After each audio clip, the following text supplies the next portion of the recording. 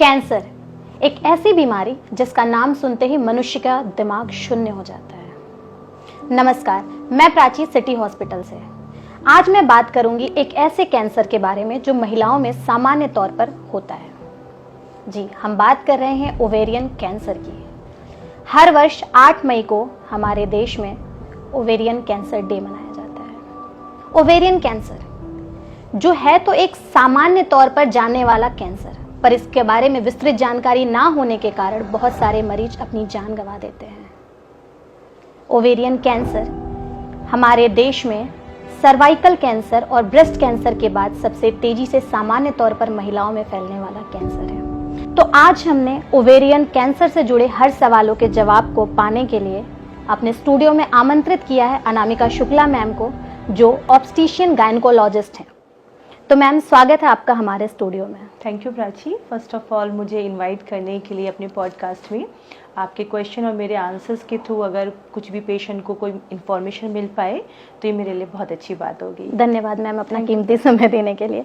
तो मैम, हम आगे बढ़ते हैं। अगर हम ओवेरियन कैंसर की बात करें तो ये हमारे देश में तीसरे स्थान पर है, सर्वाइकल कैंसर, ब्रेस्ट कैंसर के बाद। और अगर पूरे विश्व की बात करते हैं तो ये 8वें स्थान पर है।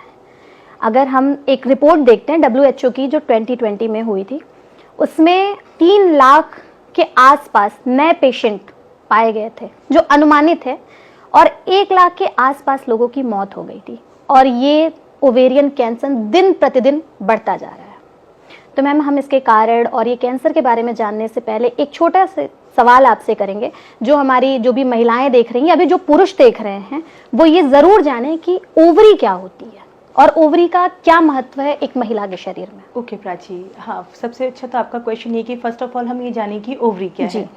ओवरी जो होता है ये फीमेल का एक ऑर्गन होता है जिसका मेन वर्क होता है, काम होता है, वो जो फीमेल के हार्मोन्स होते हैं उसको प्रोड्यूस करना होता है। जो हमारे मेन हार्मोन होते हैं ईस्ट्रोजन, प्रोजेस्टेरोन, वो ओवरी के थ्रू प्रोड्यूस होते हैं। उसी के थ्रू हमारी जो भी सेक्सुअल ग्रोथ होती है, पीरियड्स आते हैं, वो सब गवर्न होते हैं। इसके अलावा इसके थ्रू जो बहुत अच्छा हमारा मतलब बहुत इंपॉर्टेंट काम होता है ओवरी का, वो होता है कि किसी भी फीमेल के रिप्रोडक्टिव फंक्शन के लिए ओवा रिलीज करना, मतलब अंडे बनाना। अगर अंडे बनेंगे और वो टाइमिंगली अगर फर्टिलाइज होते हैं तभी कोई लेडी प्रेग्नेंट हो सकती है। बिल्कुल मैम। तो इस सवालों के सिलसिले में आगे बढ़ते हुए दूसरा सवाल मैं आपसे करूंगी, ओवेरियन कैंसर क्या है?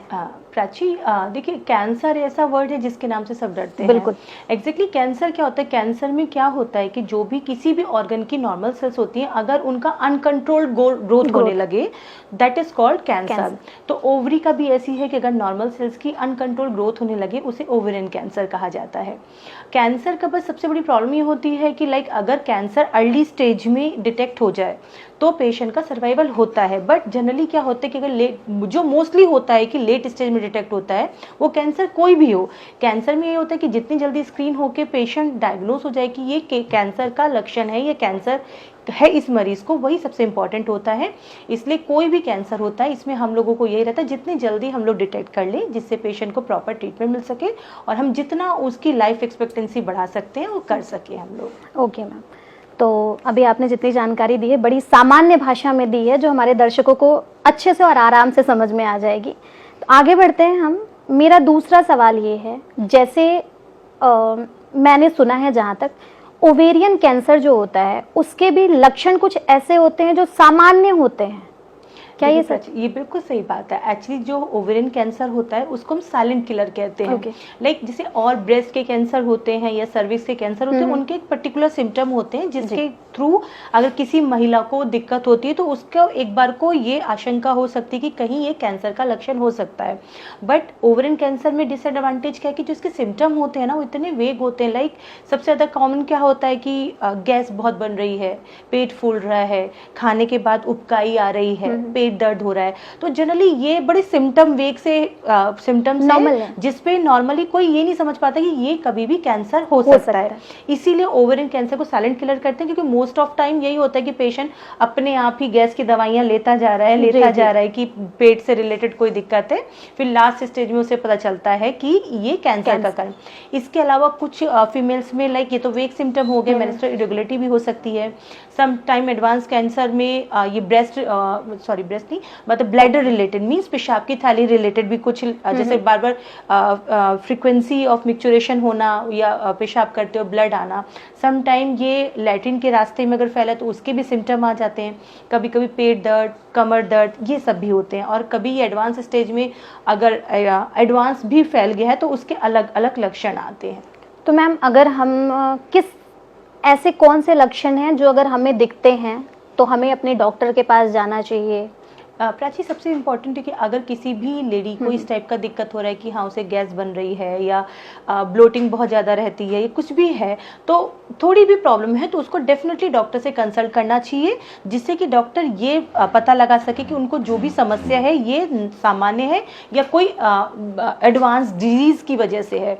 तो अगर आप 1% की अगर आप डॉक्टर के पास नहीं भी जाते तो सिंपल एक अल्ट्रासाउंड बहुत ज़रूरी होता है कि एक बेसिक अल्ट्रासाउंड से हमको एटलीस्ट ये पता चल सकता है कि ओवरी से रिलेटेड कोई गठान है जो कैंसर हो सकती है, बिनाइन डिजीज हो सकती है। ओके मैम, मेरा जो अगला सवाल है आपसे कि सामान्यतः यह कैंसर किस उम्र की महिलाओं में होता है? प्राची, जनरली ये कैंसर एडवांस स्टेज में लाइक एडवांस एज में होता है। जनरली हम लोग बोलते हैं 50-55 ईयर्स में होता है। देखिए ओवेरियन कैंसर भी 3 टाइप के होते हैं। एक तो लाइक एपिथेलियल सेल ट्यूमर होता है, जर्म सेल ट्यूमर होता है, स्ट्रोमल सेल ट्यूमर होता है।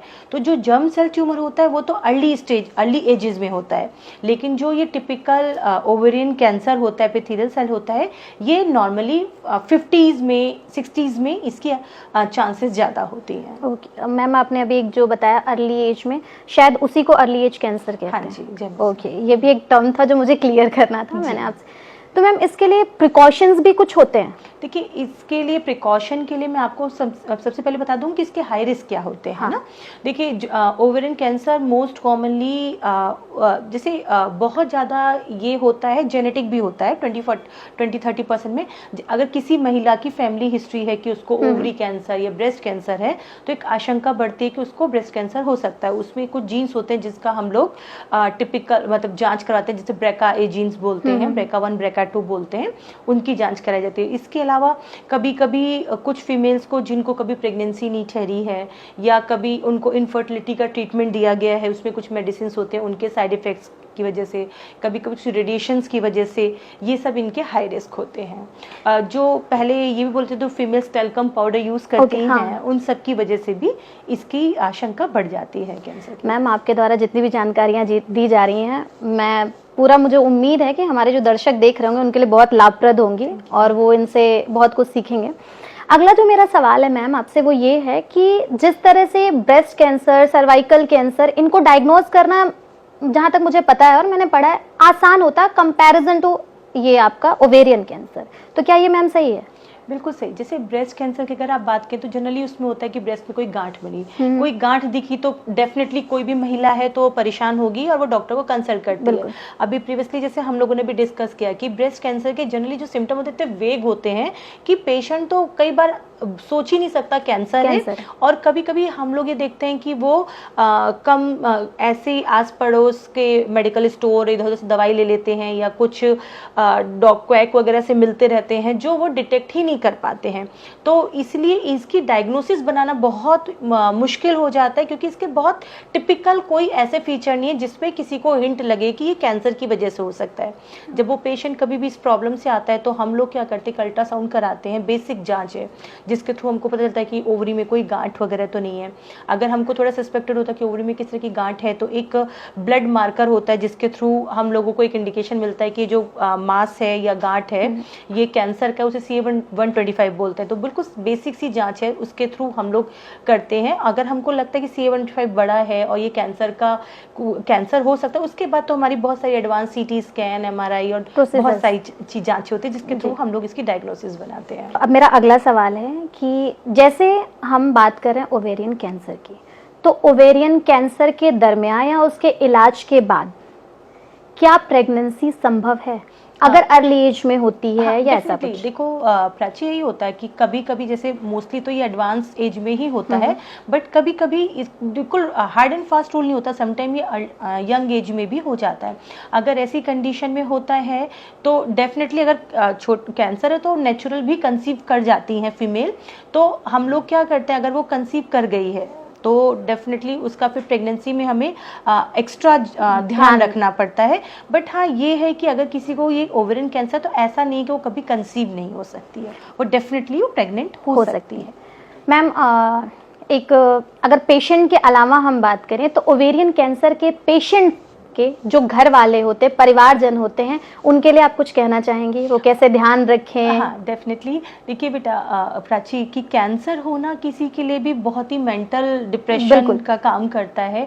आप इमेजिन करिएगा कि कोई महिला है, एक तो वैसे भी इंडिया में जनरली महिलाएं बड़ी नेग्लेक्टेड रहती हैं, उनको इमोशनल सपोर्ट, फाइनेंशियल सपोर्ट तो मिल जाता है, बट इमोशनल सपोर्ट नहीं मिल पाता है। उसमें अगर आपको कैंसर जैसी चीज़ हो जाए, वैसे तो महिलाओं को किसी भी तरह की दिक्कत होती, चाहे वो प्रेगनेंसी हो, चाहे कुछ भी हो, मेंस्ट्रुअल प्रॉब्लम है, तो एक इमोशनल सपोर्ट मस्ट है। बट अगर किसी को कैंसर है तो डेफिनेटली, अगर किसी को पता चला, एक तो ये डेफिनेटली ये क्लियर होना चाहिए, कैंसर कभी छूने से नहीं होता है। समटाइम हमारे पास पेशेंट आते हैं, कुछ गांव वगैरह के लोग, तो उनके जो रिलेटिव्स होते हैं वो, उनको बड़ा ये रहता है कि मैडम हम इनकी केयर करेंगे तो कहीं हमको तो नहीं हो जाएगा।